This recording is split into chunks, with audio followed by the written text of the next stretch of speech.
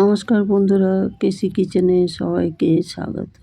আজ আমি নিয়ে এসেছি সজনে ডাঁটা দিয়ে একটা ঝোল রেসিপি। এইরকম হালকা পাতলা ঝোল আমরা প্রত্যেকেই পছন্দ করি।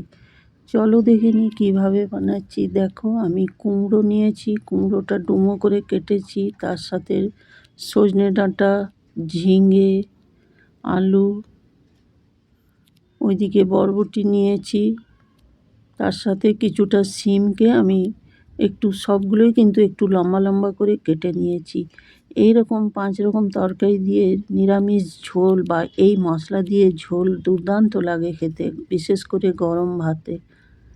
তারপরে দেখো, ওইগুলো সবজিগুলো সমস্ত আমি ধুয়ে পরিষ্কার করে তারপরে কেটেছি। এইদিকে একটা কড়াই চড়িয়ে তার মধ্যে আমি 1 চামচের মতো তেল দিয়ে দিলাম। তেলটা গরম হওয়া পর্যন্ত এবারে অপেক্ষা করব।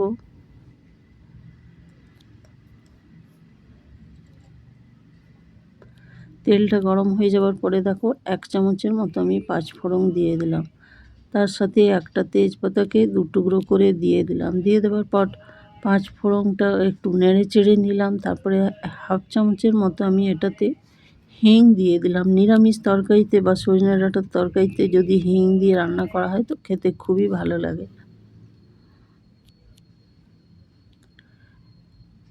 হিংটা দিয়ে দেওয়ার পরে একটা কাঁচা লঙ্কা দিলাম। কাঁচা লঙ্কাটা দিয়ে মশলাটা ফোড়নটা বেশ ভালো করে নেড়ে চেড়ে নিলাম। তারপরে যে সবজিগুলো সেদ্ধ হতে সময় একটু নেয়, যেমন আলু, সজনে ডাঁটা, বরবটি আর শিম, এগুলোকে আমি প্রথমে দিয়ে দেবো। দিয়ে বেশ কিছুক্ষণ একটু সময় নিয়ে এগুলোকে ভেজে নেব। একটু ঢাকা দিয়ে ভেজে নেব, তাহলে এগুলো একটু নরম হয়ে যাবে বা কিছুটা সেদ্ধ হয়ে যাবে। এরপরে দেখো, এগুলো ভাজা হয়ে গেছে বেশ কিছুক্ষণ ধরে। এবারে আমি বাকি যে সবজিগুলো আছে, কুমড়ো, ঝিঙে, বেগুন, সেইগুলো আমি দিয়ে দিলাম। এরপরে সবজিগুলো সমস্ত দিয়ে দেওয়ার পরে একটুখানি বেশ ভালো করে নেড়ে চেড়ে নিলাম। এরপরে আমি হলুদ দিয়ে দেবো পরিমাণ মতো, কেন কি এইটা আমি একটু বেশ মাখা মাখা গ্রেভি বা হালকা ঝোল করব, সেই আন্দাজ করেই আমি হলুদটা দিলাম। হলুদটা দিয়ে দেওয়ার পরে বেশ কিছুক্ষণ এটাকেও ভেজে নিতে হবে সমস্ত সবজিগুলো। এইবার দেখো, একটা টমেটোকে আমি 4 টুকরো করে দিয়ে দিলাম।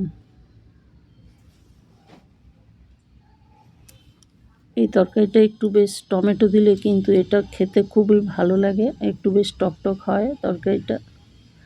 এরপরে দেখো, আমি আদা, গোলমরিচ আর কাঁচা লঙ্কা এটা আমি শিলে বেটে রেখেছি, সেইটা আমি দিয়ে দিলাম।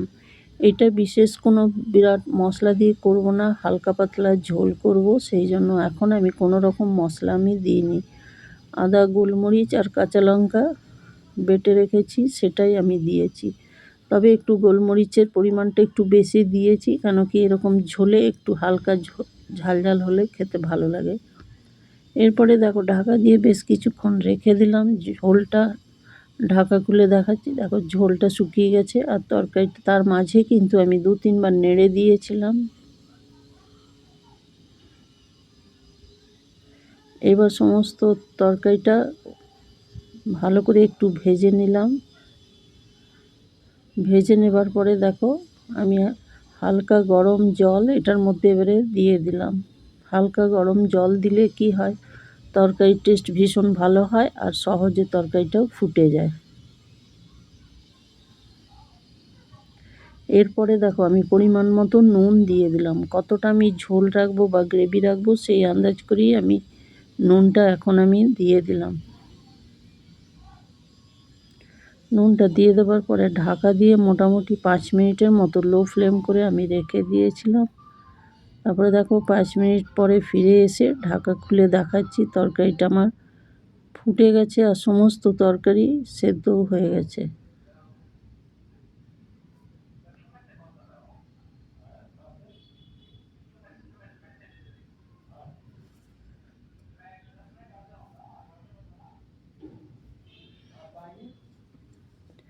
এরপরে দেখো, তরকারিটা আমার হয়ে গেছে। হয়ে যাওয়ার পর আমি একটা বাটির মধ্যে উঠিয়ে নিলাম। আবার কড়াইটা ধুয়ে আমি এটাকে আবার চড়িয়ে দিলাম। তার মধ্যে 1 চামচের মতো সর্ষের তেল দিলাম। এরপরে 1/2 চামচ আমি কালো সর্ষে আর একটা শুকনো লঙ্কা আমি ফোড়ন দিয়ে দিলাম। ফোড়নটা বেশ ভালো করে কিন্তু একটু ভেজে যেতে হবে। সর্ষেটা যখনই ভাজা হবে তখনই জানবে ফোড়নটা ভাজা হয়ে গেছে। এইরকম সর্ষে ফোড়ন দিয়ে তরকারি কিন্তু নিরামিষ ঝোল খেতে ভীষণ ভালো লাগে। দেখো ফোড়নটা আমার সর্ষেগুলো প্রায় ফুটে গেছে বা হয়ে গেছে। এরপরে আমি সমস্ত ঝোলটা এটার মধ্যে ছোঁক লাগিয়ে দিলাম। তোমরা তো নিরামিষ ঝোল নানা রকম মশলা দিয়ে করো বা খাও, এইরকম একদিন মশলা দিয়ে বানিয়ে দেখো, খেতে অসম্ভব টেস্ট হয়। দেখো ছোঁক লাগিয়ে দেওয়ার পরে হালকা একটুখানি ফুটিয়ে নিলাম। এরপরে আমি একটা ভাজা মশলা করে রেখেছি, যেটা কিনা জিরে আর ধনে, গোটা জিরে গোটা ধনেকে রোস্ট করে ভালো করে আমি গুঁড়ো করে রেখেছি, সেইটাই আমি 1 চামচ ছড়িয়ে দিলাম। ছড়িয়ে দিয়ে ঢাকা দিয়ে বেশ কিছুক্ষণ রেখে দিয়েছিলাম, কেন কি তাহলেই ভাজা মশলার যে একটা ফ্লেভার সেটা তরকারিতে চলে যাবে। এরপরে দেখো ঢাকা খুলে আমি দেখাচ্ছি কত সুন্দর আর কত লোভনীয় তরকারিটা হয়েছে। আর গরম ভাতে খেতে এরকম তরকারি ভীষণ ভালো লাগে, আর এটা খুব সহজে চটজলদি হয়েও যায়। আমার রেসিপি যদি তোমাদের ভালো লেগে থাকে তো লাইক, শেয়ার ও কমেন্ট অতি অবশ্যই করে দিও। নতুন বন্ধুদের সাবস্ক্রাইব করার অনুরোধ রইল। তেজপাতাগুলো ওইদিকে আমি উঠিয়ে ফেলে দিলাম, কেন কি তেজপাতার কাজ হয়ে গেছে বলে। এরপর আমি কড়াই থেকে একটা বাটির মধ্যে উঠিয়ে সার্ভ করে দিলাম। তোমরা সকলেই ভালো থেকো, সুস্থ থেকো। ফিরে আসছি পরের কোনো রেসিপি নিয়ে। ধন্যবাদ। Thanks for watching.